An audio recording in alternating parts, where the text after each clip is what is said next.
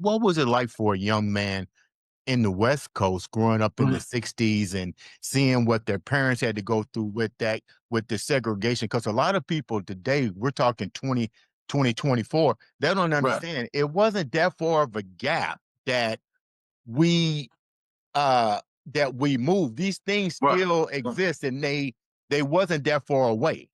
What was it what was it like on the West Coast during that time? Well, as my partners would say, I had a pretty good childhood growing up in a small town in El Centro, California. To your point, though, I could tell that something was not. My parents' political view was much different. My father was raised in Utah and Arkansas. He had some other stuff going on, but he was much more open to being um, friendly and accommodating to everybody and everything. Mother, however, was raised in Virginia. And my mother had to ride in the back of buses, all that kind of stuff. And, she was much more conservative and much more vocal Right. as relates to discrimination and racism. So when they moved to California, everybody thinks that California is so liberal and we get along with everybody. Now, Los Right. Angeles and San Diego, it's a different kind of situation. Central California is close to Yuma, Arizona, which is conservative. I call it Donald Trump country because they Okay. love him here. So Okay. I grew up an hour away from the most, conservative thing, probably state in the world, in the country.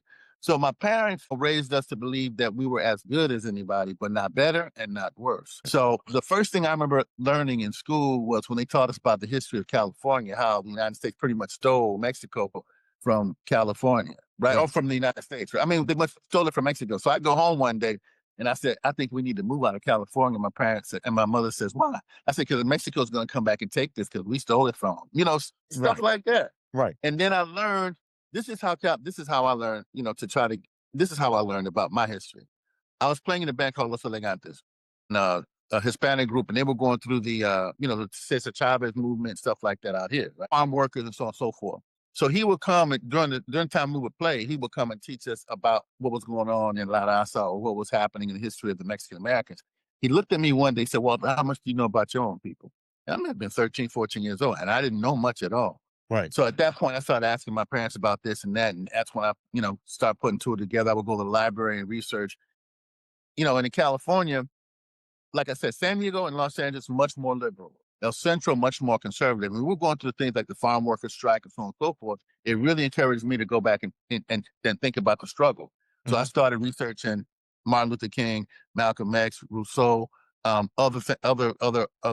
philosophers that dealt with racism, differences in people and philosophy and stuff like that. So it wasn't until I went when we used to go every year to Virginia or every other to Virginia to visit our grandparents.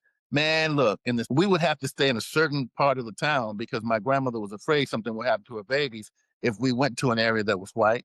We Right. went to an area where there were white people who were dating black people because that was Mhm. all defined in the small town of Virginia. Right. So, in fact, some of the members of my family hated going to Virginia to visit my grandparents because it was so tight like that. And you could feel the hatred. You could feel the tension. Yo, yeah, man. And like you say, in the '60s, especially, man.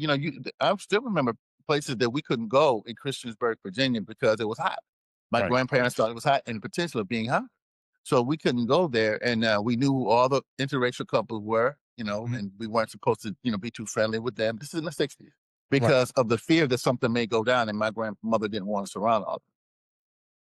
Growing up in that, it was different. Then when I moved to Boston, to your point, it was just like I'm thinking that head of intelligence, head of this is going to be wonderful because not going to be any racism or at least Right. not as much, whatever. The first day I get to Boston, me and Branford become very, very close friends. Branford Marcellus. I don't know if you familiar with him. Uh-huh. Branford Marcellus goes to a parade down in East Boston, but it was an Irish parade. We didn't know nothing about this stuff, so he takes his buddy. So all of a sudden, they start calling Branford all this kind of names and stuff like that, and they pull out a bottle, and Branford takes off running and leaves his white friend at the parade because Branford's a track star in high school, so he ran all the way back. I say, B, where's your friend? He said, well, I had to leave him. I don't know what the hell's going on in Boston, but this is Right. crazy down here. So they had cracked the boy's head open, like 15 stitches. He had to go to the Oh, hospital. man. And at that point, I knew that they had lied to me about Boston. And then I started thinking, yeah, they had these bus riots here the year before I came, where they were trying to bust the students into the white neighborhoods. Right. And they were, there was a lot of violence and stuff like that too. So then I just started saying, look, it's like this all over the country. that's what I mean. I had been to the South, some weird stuff, and then in California, as I started researching the history of the United States, finding out that, that the settlers had come and stolen everything out west, and slaves had been offered freedom in Mexico and so on. So it was a whole bunch of stuff going on in my head. So I don't know if you asked all about that, but that's how it was for me growing up. And I But learned a lot from people of different races, black, brown, and white.